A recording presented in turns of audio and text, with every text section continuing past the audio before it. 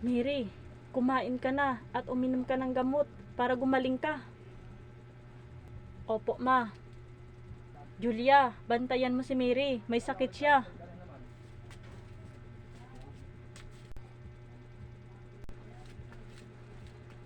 Isda, isda. Bumili na kayo 150 isang kilo lang. Pusit, hipon at tuna. Pabili ako 1 kilo ng pusit.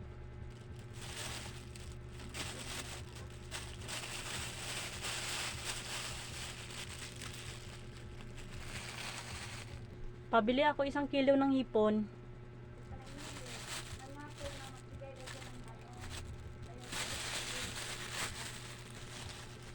Pabili ako 1 kilo ng tuna.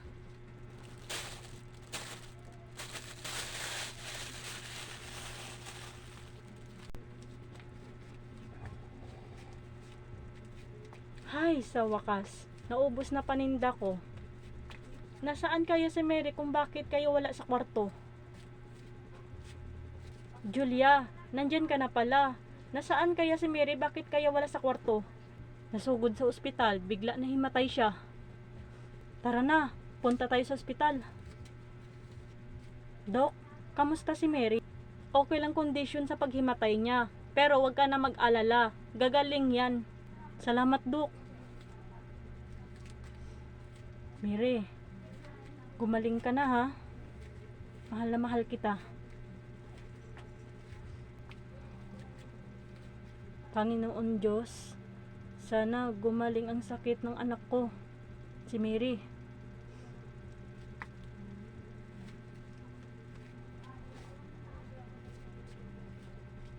Ma, nandyan ka na pala. Pinagluluto na kita masasarap pagkain. Kumain ka na. Mary, buti gumaling ka na sa sakit mo. Huwag ka na mag-alala, ma, at wala na ako sakit.